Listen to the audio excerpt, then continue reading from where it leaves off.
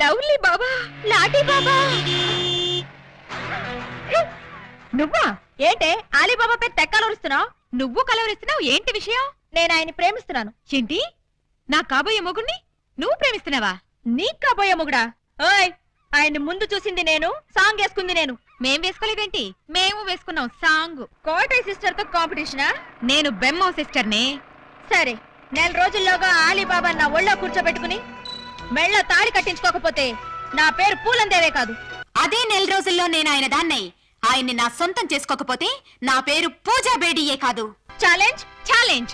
Super Alibaba super. ఇన్నాళ్ళకు నువ్వు కూడా ఒక మగాడవని నిరూపించుకున్నా.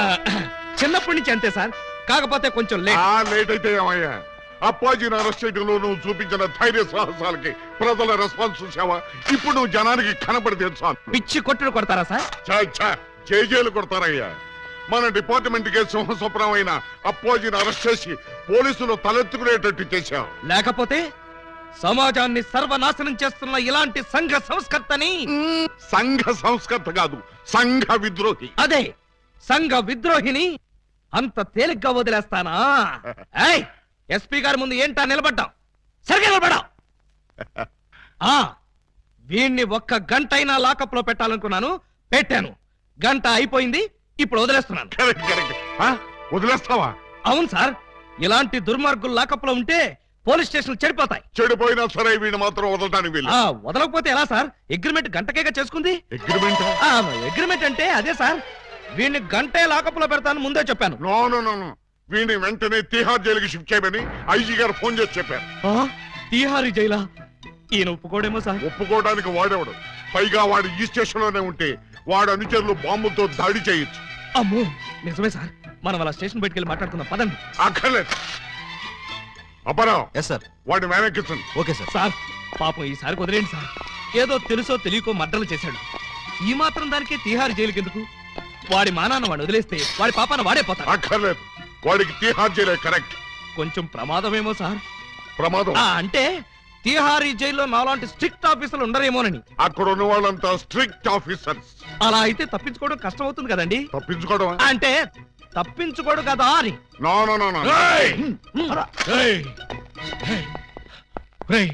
ఏంట్రా ఇది? అమ్మ తోడు, మదర్ ప్రామిస్. ఇలా జరుగుతుందని నాకు కూడా తెలియదు సార్. తెలియకుండానే నన్ను తిహార్ జైలుకి పంపిస్తావురా? అబ్బే, నేను పంపట్లేదు సార్.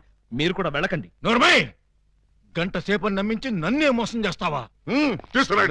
అలీబాబా, నన్ను చీట్ చేసి అరెస్ట్ చేస్తావు కదూ? జైలు నుంచి పారిపోయి వచ్చి నీ అంతం చూస్తానురా, నీ రక్తం కళ్ళ చూస్తానురా, నీ శవాన్ని లేపుతానురా.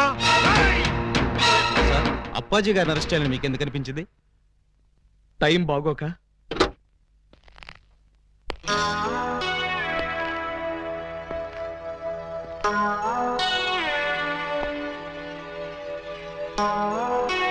యువర్ ఆనర్, బోనులో ఉన్న ఈ ముద్దాయి సామాన్యమైన నేరస్తురాలు కాదు. పట్టపగలు నడి రోడ్డు మీద ముక్కు పచ్చలారని ఓ పసివాడిని భయపెట్టి బెదిరించి అమానుషంగా, దుర్మార్గంగా, రాక్షసంగా, కిరాతకంగా ఆ బాబు ప్రాణప్రదంగా ఎక్కాల పుస్తకంలో దాచుకున్న 7 o'clock బ్లేడ్ని సరిగ్గా 7 o'clock కి కాజేసింది. ఓ ప్లేట్ ఇడ్లీ, ఓ బ్రూ కాఫీ.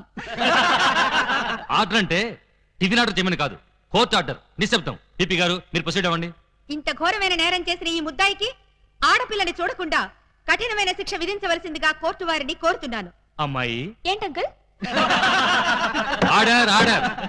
నీ తరఫున వాదించడానికి లాయర్ ఎవరైనా ఉన్నారా? నేను నిజం చెప్దాం అనుకుంటున్నాను. ఇక లాయర్ ఎందుకు అంకుల్? ముద్దాయిలు అంకులు అంకులు అని 10 సార్లు అనకూడదమ్మా. అలాగే అంకుల్. ఈ నేరం నువ్వు చేసావా? చేశాను. సాక్ష్యాధారాలన్నీ పరిశీలించిన పిదప ముద్దాయి తను చేసిన నేరాన్ని 3 సార్లు ఒప్పుకున్న మీదట పూలందేవి అనబడే ఈ నేరస్తురాలికి 22 నిమిషాల లాకపు శిక్షను, 25 న్యాయపైసల జరిమానాను విధించడమైనది. నాకు వేసిన 22 నిమిషాల శిక్షాకాలం ఇక్కడే పూర్తయ్యేట్టుంది. మీ రొమాన్స్ ఆపి నన్ను తీసుకుపోదా. సార్, మొబైల్ కోర్టు వారు ఈ అమ్మాయికి 22 నిమిషాల లాకప్ శిక్ష వేశారు. నువ్వా? ఏం చేసావు? బ్లేడ్ దొంగతనం చేశానండి. బ్లేడా? దేనికి? అది చాలా సీక్రెట్, అందరి ముందు చెప్పాలంటే. అయితే ఉండు, ఇక మీరంతా దూరంగా నిలబండి. ఇప్పుడు చెప్పు. అంతా మన వైపే చూస్తున్నారు. ఇదిగా మీరంతా అటు పక్క తిరిగి నిలబడండి. ఇప్పుడు చెప్పు. ఇక్కడ చెప్పాలంటే ఏదోగా ఉంది. ఎలాగో లాకప్ శిక్ష అనుభవించాలిగా. శిక్ష అనుభవిస్తూ చెప్తాను. సెల్లోకి రండి. సెల్లోకా? చూసేవాళ్ళు నాకు కూడా శిక్ష పడింది అనుకుంటారేమో. అంత భయం అయితే వద్దులేండి. భయమా? నాకా? చచ్చా పద. రాయ్, ఎవరినడికి జీపు తీసుకొచ్చావురా? ఏంటి నా జీపు నేను తెచ్చుకోవడానికి నిన్ను పర్మిషన్ అడగాల? మరి నేను హెడ్ కానిస్టేబుల్ ని, ఆఫ్టర్ ఆల్ నువ్వు ఎస్ఐ. బాబాయ్, మనం తర్వాత మాట్లాడుకుందాం. నువ్వు ఒకసారి బయటికి వెళ్ళు. నేను అమ్మాయితో పర్సనల్ గా మాట్లాడుకోవాలి. నేను బయటికి వెళ్ళాలా?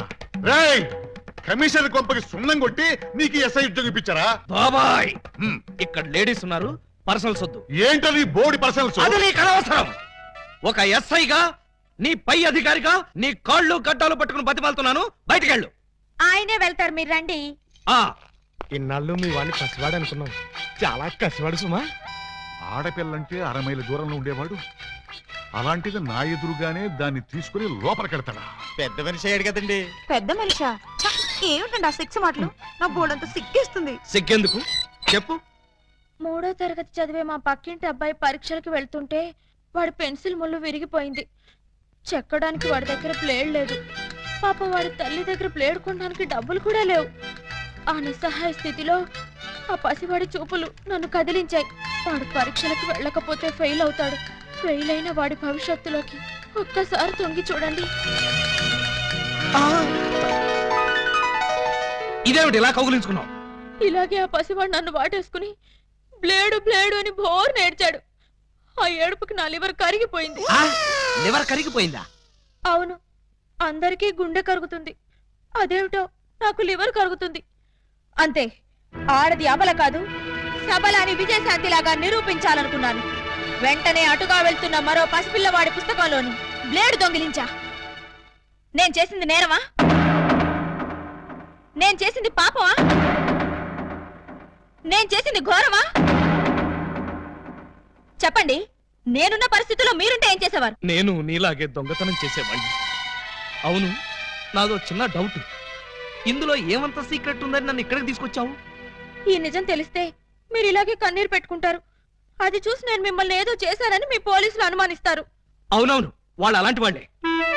అమ్మో, ఇదేంటి బటన్స్ అన్ని విప్పేశావు? సారీ అండి, మాట్లాడుతూ బటన్స్ విప్పడం నా మేనరిజం. ఏమనుకోకండి. పర్లేదు పర్లేదు, నీ శిక్షాకాలం పూర్తయిపోయింది. నిన్ను వదిలేస్తున్నాను. మ్. పద.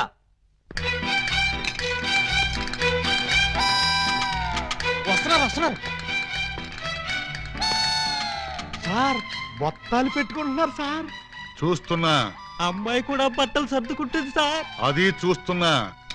ఇదిగో, ఈ 100 రూపాయలు తీసుకెళ్లి అటువంటి పిల్లలకి బ్లేడ్లు కొనిపెట్టు. సార్, డబ్బులు కూడా ఇస్తున్నారు సార్. ఆ యథవకి అదొక మంచి అలవాటు ఉంది. ఎవరిలోనే ఉంచుకోడు. వెళ్ళొస్తాను సార్.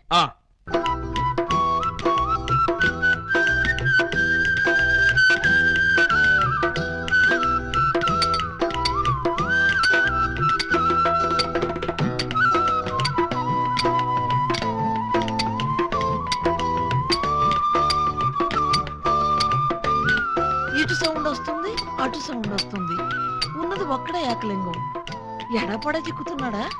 లింగం, ఏకలింగం, లింగం, లింగం, ఏకలింగం. ఏంటి, ఉలి దెబ్బ వినిపించిందా? అవునరా, నీకు కూడా వినిపించిందా? చా ఊరుకా. పక్కింటోళ్ళు పచ్చడి చేస్తున్న ఉలి శబ్దమే, పిల్లలు గోళీలాడుతున్న ఉలి శబ్దమే, ఆఖరికి ఇంటికి కన్నాలేస్తున్నా కూడా నీకు ఉలి శబ్దం లాగానే వినిపిస్తుంది. ఆ ఎగతాళే వద్దంటన్నా. ఎగతాళి కాకపోతే ఏంటాక? నీకు ఏ సౌండ్ వినిపించినా ఏకలింగం బావు సౌండ్ అనుకుంటే ఎలాగే? అంతేలే, ఆయన కోసం నేను ఎంత ఫీల్ అవుతున్నానో మీకు ఎవరికైనా తెలుసా? ఇదిగో చూడండి, మీకు 1 మంత్ టైం ఇస్తున్నాను. ఈ లోపల నా ఏకలింగం బావను వెతికి తెచ్చారా సరే, లేదా ఆయన్ని వెతికి తెచ్చిన వాళ్ళకి ఇదిగో 25 లక్షలు విలువ చేసే ఈ డైమండ్ ఇస్తానని టీవీలో ప్రకటన ఇస్తాను. డైమండ్ 25 లక్షల విలువ. ఏమైనా సరే మనం ఆ డైమండ్ ని కొట్టేయాల్సిందే. ఎలా? పదండి చెప్తాను. నీవు రావు నిదురరాదు. ఆ? అదే ఉలి, అదే ధ్వని, అదే సౌండ్. లింగం!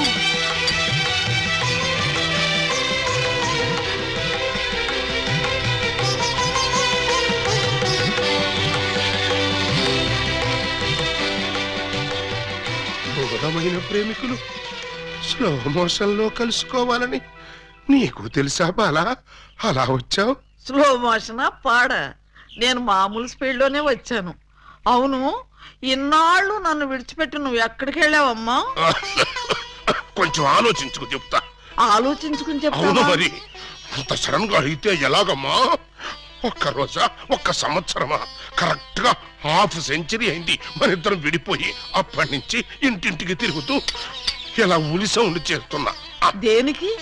ఆ సౌండ్ కి నాగస్వరం విన్న ముంగిసలాగా నువ్వు ఎక్కడున్నా బయటకు వస్తావని. నాగస్వరం వింటే పావులు వస్తాయి గాని ముంగిసులు వస్తాయంటమ్మా. పాములు వచ్చే వాటి కోసం ముంగిసలు రావేంటమ్మా? ఇంత వయసు వచ్చినా నీకింకా కామెడీ పోలేదు. రా. ఇంట్లో ఎవరూ లేరు. పిల్లలు స్కూల్కి వెళ్ళారా బాలా? లింగం! బాలా, ఎంత మాట అన్నావు? నేనేమన్నాను బాలా? నువ్వు లేకుండా నాకు పిల్లలు అలా పుడతారు లింగం. అదే అదే, అది సెకండ్ మ్యారేజ్ చేసుకున్నావు. Oh my god! నువ్వింత మాట అంటావని తెలుసుంటే ఆ రోజే నువ్వు ఇచ్చిన డైమండ్ పౌడర్ చేసుకుని తినచచ్చాను. వద్దు బాలా, వద్దు. నిన్ను మిస్అండర్స్టాండింగ్ చేసుకున్నందుకు నేనే డైమండ్ మింగి చేస్తాను. ఆ డైమండ్ పట్రా. ఎక్కడ నా బలమణి? బలమణి ఎక్కడ నా బలమణి? బలమణి! నిన్నెంత మాట అన్న తర్వాత నేనింకా బతకను. ఇప్పుడే ఇక్కడే నీ కళ్ళ ముందే ఆ డైమండ్ మింగి చేస్తాను. తీసుకురా. ఆవేశపడకు లింగం. ఆ, తమ్ముడు, అక్క నీకు శుభవార్తె. నీకొక శుభవార్త. అది పెద్ద శుభవార్తె. ఏమిట్రా అది? ఏకలింగం బావ వచ్చేసాడు. అవునరా, అప్పుడే నీకెలా తెలిసిపోయింది? నాకు తెలియటం ఏంటే, తీసుకొచ్చింది నేనైతేను. నువ్వు తీసుకొచ్చావా? ఆ, బావా బల బల బల బల బలమణి బలమణి బలమణి.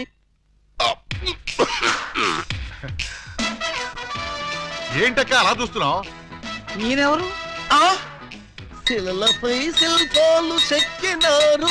ఇంకా గుర్తుపట్ల బావ ఏకలింగమే. ఈ లింగం ఏకలింగం అయితే మరి ఆ లింగం ఎవరు? ఏ లింగం? అవును, వీడేవాడక్క. నేన్రా బామ్మర్ది, ఏకలింగాన్ని. అబద్ధం. నేను ఏకలింగాన్ని. మణి, వాడి మాటలు నమ్మకు. నేను ఏకలింగాన్ని. ఏమేవు బాలా, వాడి మాటలు నమ్మకు.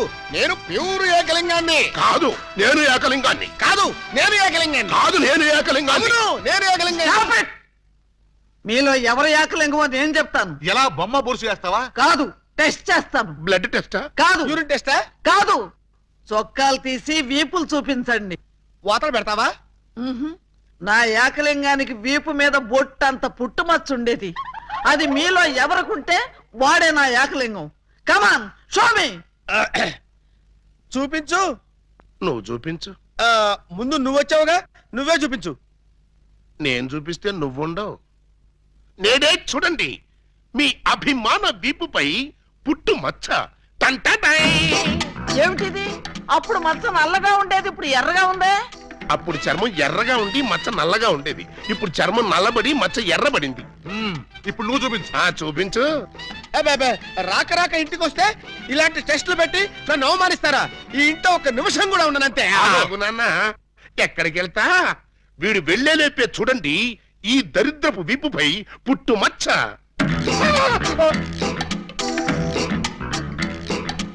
నువ్వు కూడా పెట్టుకొచ్చావా? నువ్వు కూడా పెట్టుకొచ్చావా అంటే నువ్వు పెట్టుకొచ్చావా? పెట్టుకొచ్చింది కాకపోతే మరి ఎక్కడి నుంచి వచ్చింది మచ్చ? ఉంగో, ఇది పుట్టు మచ్చ కాదు, పెట్టు మచ్చ. కావాలంటే నేనే చూడండి.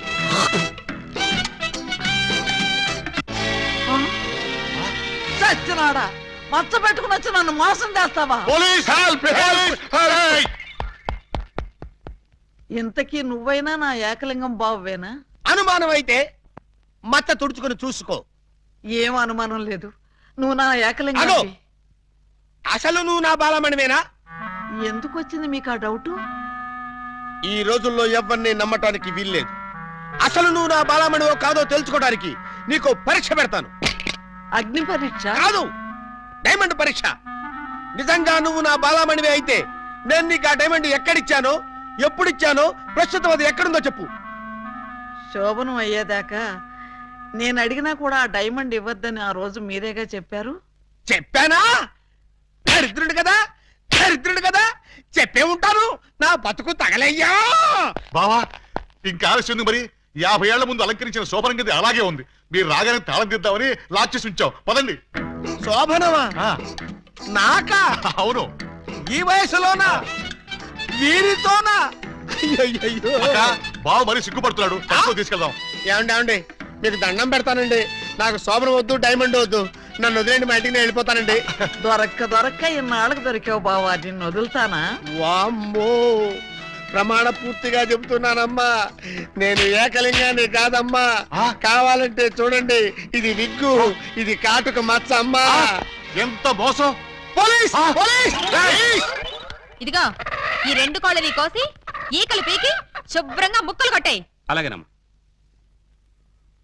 నో, వాటిని చంపొద్దు. ఏం పాపం చేశాయని వాటిని చంపుతున్నావు? ఏం ద్రోహం చేశాయని వాటి గొంతుకొస్తున్నావు? అది కదమ్మా మీరే. అవును, నేనే అడుగుతున్నాను. ఏ కష్టం వచ్చినా, ఏ బాధ కలిగినా కుక్కరోకో అని ఏడవటమే కాని అమ్మా అని తెలుగులో అరవలేని అమాయక ప్రాణుల్ని దారుణంగా, రాక్షసంగా, అమానుషంగా బలి తీసుకుంటావా? సార్ చూడండి, సరి అన్యాయం. నోరు లేని మూగ జంతువుల్ని చంపడం ధర్మమేనా? మీరున్నది మనుషుల్ని కాపాడ్డానికేనా? కోళ్ళని, కుక్కల్ని, మేకల్ని కాపాడలేరా? కోళ్ళని కుక్కల్ని మేకల్ని అంటే రూల్స్ ప్రకారం. రూల్స్ ఏమిటండి రూల్స్? తెల్లవారుజామున కూత కోసి మనుషుల్ని నిద్ర లేపడమేనా ఈ కోళ్లు చేసిన నేరం? గుడ్లు పెట్టి పోషకాహారాన్ని ఈ సమాజానికి అందివ్వడమేనా ఇవి చేసిన ద్రోహం? చెప్పండి. మీరింత ఎమోషనల్ గా అడిగితే ఆన్సర్ చెప్పడం కొంచెం లేట్ అవుతుంది. అయితే మూగ జీవుల తరఫున నేను చేసే ఈ మూగ పోరాటానికి మీ ఎంకరేజ్మెంట్ కావాలి. తప్పకుండా మీ ఉద్యమంలో మీతో కలిసి నేను తిరుగుతాను. కోళ్లల్లో కోడినై, మేకల్లో మేకనై వాటి కష్టాలు తెలుసుకుని నా వంతు సహాయం నేను చేస్తాను. అయితే ఓ 100 రూపాయలు ఇవ్వండి. ఇదిగో ఇదిగో ఈ డబ్బు తీసుకో. ఈ 2 కోళ్ళని వదిలేస్తున్నా. స్వేచ్ఛగా బతకండి, వెళ్ళండి. ఎంత మానవతావాది. ప్రేమించుకున్నా, పెళ్లి చేసుకున్నా ఈ అమ్మాయినే చేసుకున్నా.